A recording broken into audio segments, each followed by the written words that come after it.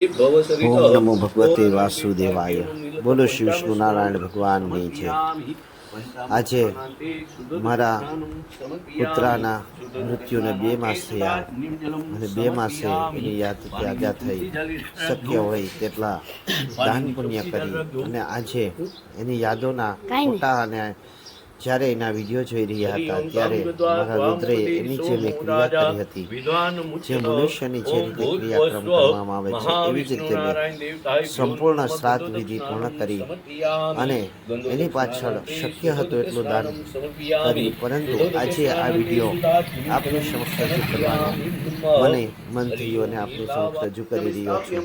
કારણ કે મારું કર્મ પણ કર્મકાંડ સાથે જોડાયેલું છે અને કર્મકાંડ કરતા વ્યક્તિ તરીકે મેં લોકો સમક્ષ જોયું છે ઘણા લોકો પોતાની માતા પિતાની ક્રિયા કરવામાં પણ ઉણપ રાખે છે અથવા તો ટૂંકા દિવસે એની ક્રિયા કરી નાખે છે. જ્યારે ઘણા બધા લોકો એવું વિચારે છે કે આ વસ્તુ કરવાથી શું ફાયદો અને ફરી એને જોવા પણ ગયું, પરંતુ જેની સાથે તમે લાગણીથી જોડાઈ જાઓ છો એની તમે ઋણમાં હો છો અને ઋણમાંથી મુક્ત થવા માટે તમારે તન મન ધનથી તૈયાર થવું જોઈએ અને તન મન ધનથી તૈયાર થઈ અને ઈશ્વર તે જીવાત્માને સદગતિ આપે એવી પ્રાર્થના હંમેશા કરવી જોઈએ. અને આપણા શાસ્ત્રની અંદર જે કાંઈ લખાણ છે તે જે કાંઈ શ્રાદ્ધ વિધિ છે, દશા શ્રાદ્ધ, એકાદશ શ્રાદ્ધ, દ્વાદશ શ્રાદ્ધ, ત્રયોદશ શ્રાદ્ધ અને શ્રવણી શ્રાદ્ધ વગેરે જે સપ્તદાનમ આપેલા છે તમામ પ્રકારના દાન પુણ્ય કરવા જોઈએ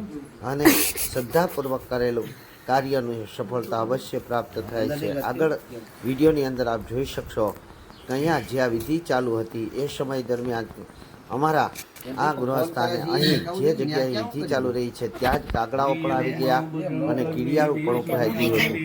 આ અને કૂતરાઓ સહિત અમે ગૌશાળાની અંદર તો મેં ચોખ્ખા ઘીના 11 મણના લાડુ કરીને ગૌશાળાને ગાયોને જમાડી અને ગામના કૂતરાઓને પણ જમાડ્યા અને મેં તો લોકોને પણ જમાડવાનો પ્રયત્ન કર્યો હતો. પણ ઘણા લોકોએ આ સમયે મારી બુદ્ધિ નષ્ટ થઈ ગઈ છે એવા શબ્દો પણ બોલ્યા. પરંતુ આજે ફરીથી જ્યારે આ વિડીયો મારા હાથમાં આવ્યો અને ત્યારે મને એવું થયું કે આપ સમક્ષ આ વિડીયો રજૂ કરી અને કદાચ આપનામાં માનવતા રહેલી છે, માનવતાને જાગૃત કરવાનો પ્રયત્ન થશે. કારણ કે માણસ માત્ર જીવ પ્રત્યે દયા હોવી જોઈએ, કોઈ પણ જીવ હોય. અને આ તો આપણા આંગણાનું એક જીવ કે જે તમારા કરતાં પણ તમારા ઘરનું વધારે રખવાળી કરતું હોય, તમારા ઘરને વધારે પ્રેમાથી રાખતું હોય અને તમારા પરિવારના સભ્યો સાથે હળીભરી હોય. અને મારું તો આ અનમોલ રતન હતું. પૂજા પાઠથી લઈ અને જ્યારે હું બહારથી આવતો જ્યારે હું જાગરણ કરતો ત્યારે આખી રાત તે મારી સાથે બેસતો અને આસન વગર કે નીચે બેસતો નહીં, આસન ઉપર જ બેસતો. અને સાથે સાથે હંમેશા માટે જ્યારે પણ અમારા ઘરની અંદર બંને ટાઈમ આરતી થાય ત્યારે આરતી કરવા માટે તે ઉપર મંદિરમાં આવી જતો હતો અને મંદિરની આસપાસ જ્યાં પણ આસન હોય ત્યાંથી મોઢેથી આસન લઈ આસન પાથરી અને બેસતો હતો. અને ચાંદલો જોઈને ન કરેલો હોય તો ચાંદલો કરવા માટે તે પ્રેરિત થતો હતો કે મને ચાંદલો નથી કરેલો. તો આ ગુણ અને જ્યારે હું બહારથી આવું ત્યારે પ્રથમ મારા પગમાં 2 પગ મૂકી અને પછી જ મને આગળ વધવા દેતો હતો.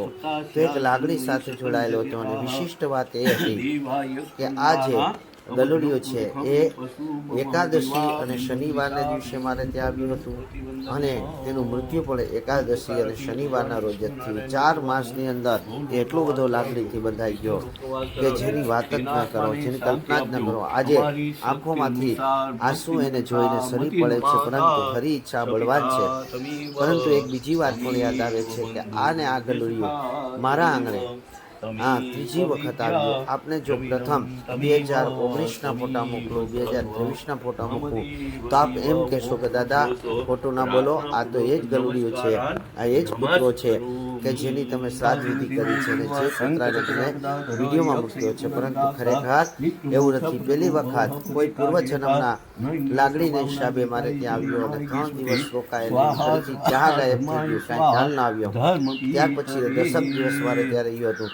પરંતુ એ સમય દરમિયાન કદાચ અમે લોકો એની સાથે લાગણીથી નહોતા જોડાણા પરંતુ આ તો આંખો નહોતી ખોલી ત્યારથી અમે પહેલે દિવસથી જેને અમારા ઘરે લાવ્યા અને પુત્રી જેની માં હતી જેને પણાઈ આવતી હતી, પરંતુ અત્યારે એને યાદ કરી અને આંખોમાંથી આંસુ સરી જાય છે.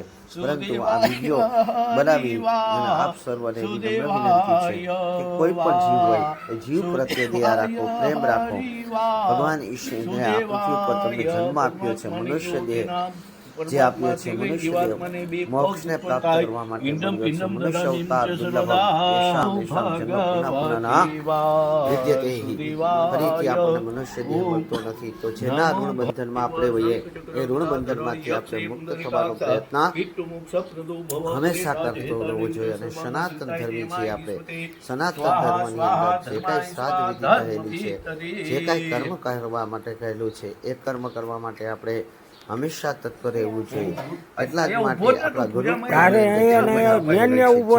શ્રાદ્ધ ક્રિયા મનુષ્યની થાય, જે રીતે ઘડા માંડવામાં આવે, જે રીતે તર્પણ કરવામાં આવે, જે રીતે પિંડદાન કરવામાં આવે, આ સર્વત્ર પ્રકારની વિધિ મેં આ કૂતરાની પાછળ કહી. શાસ્ત્ર અનુસાર અહીંયા જે આપણે 12મું અથવા તો 13મું જે કરીએ છીએ એમ અહીં કૂતરાની વિધિ મેં ગુરુવરો પાસેથી પણ જાણી અને 5મા દિવસે આ વિધિ કરી. એમાં પણ કોઈ કચાશ ન રાખી, શોક પણ પરિપૂર્ણ રીતે પાળ્યો. અને મારા ધર્મપત્ની તેમજ ગામ લોકોએ પણ મને સાથ સહકાર આપ્યો. ગામના લોકોએ ગૌશાળાનું રસોડું બનાવવામાં પણ મારી મદદ કરી અને મને ખ્યાલ નહોતો અને રસોડું બની ગયું. અહીંયા બહેનોની ઉપસ્થિતિ છે, પરંતુ તેઓ આ કર્મની અંદર કદાચ બેસે તો કદાચ કોઈક સંકોચ અનુભવી રહ્યા હતા, પરંતુ ગૌશાળાએ અઢળક બહેનો આવ્યા. તે સર્વ ગામની બહેનો સહિત ગામના લોકોનો હું આભારી છું. અને ઘણા લોકોને કદાચ મારી મજાક પણ બનાવી. ઘણા લોકોએ એવું પણ વિચાર્યું કે કદાચ અત્યારે આ વ્યક્તિ કાંઈ દેખાવ કરી રહ્યા છે અથવા તો તે માનસિક થઈ ગયેલા છે, પણ મનુષ્યના મનની અંદર આપણે જોઈ શકાતું નથી. મનુષ્યનું મન અલગ અલગ હોય છે અને દરેક મનુષ્યના વિચારો પણ અલગ અલગ હોય છે. પરંતુ હું એવું વિચારું છું કે આની સાથે અમારું કોઈક પૂર્વજન્મનું બંધન હતું ને એ બંધનના કારણે જે 3 વખત વાળા ગૃહસ્થાને આવ્યો અને ત્રીજી વખત આવ્યો ત્યારે અમે એના સાથે પરિપૂર્ણ રીતે લાગણીથી બંધાઈ ગયા. અને એને ચાલતાથી માંડી, ભોજનથી માંડી અને કઈ રીતે હાલવું ચાલવું અને કઈ રીતે પૂજા પાઠ કરવી, આ બધું અમારે શીખવાડવું ન પડ્યું. થોડું ઘણું અમારે એને ઉતરવાનું અને શીખવાડવું પડ્યું, પરંતુ ત્યાર પછી એટલો બધો તૈયાર થઈ ગયો કે જેની વાત ન કરો. માત્ર આ 4 મહિનામાં અમારી સાથે એટલો બધો જોડાઈ ગયો. 4 જ મહિનાની અંદર ભગવાનની કદાચ એનું ધારેલું હશે આથી કરી અને અકસ્માતે તેમનું મૃત્યુ થયું. અને એ વાતને અમે હવે ક્યારેય ન ભૂલી શકીએ. પરંતુ પરમ કૃપાળુ પરમેશ્વર શ્રી હરિને ગમે તે જ સત્ય છે. આની અંદર અમે ભૂદેવથી લઈ દરેક પ્રકારના જે કાર્યો એક જીવાત્માની પાછળ કરવામાં આવે છે તે બધું કર્યું. છતાં પણ હું ભગવાન શ્રી હરિ વિષ્ણુ પાસે ફરીથી પ્રાર્થના કરી અને માત્ર એક જ વાત માગું છું કે હે પ્રભુ, હે નારાયણ, આપને ગમ્યું એ જ સત્ય છે. આ કર્મ કરવામાં મારાથી અથવા મારા પરિવારથી કોઈ પણ ભૂલચૂક થોડી તો ક્ષમા પાત્ર છે. અમે એના પૂર્વજન્મના ઋણી હતા અને ઋણ માંથી મુક્ત થવા માટે અમે જે કાંઈ પ્રયત્ન કર્યો, હું જાણું છું કે એ પ્રયત્ન કદાચ અધૂરો જ છે, પરંતુ છતાં પણ સર્વત્ર હે નારાયણ તમારા હાથની અંદર છે.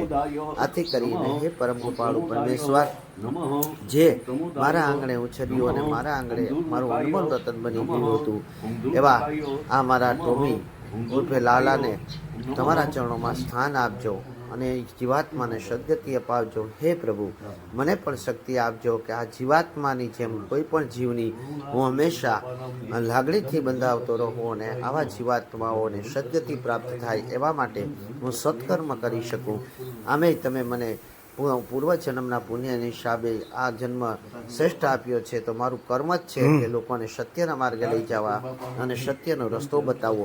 આથી આ સત્યનો માર્ગ સમજી ને હે પ્રભુ, આ જીવાત્માને હું તમારા ચરણોમાં અર્પણ કરવા વિનંતી કરું છું. બોલો શ્રી વિષ્ણુ નારાયણ ભગવાનની જય. કૃષ્ણ કનૈયા લાલની જય.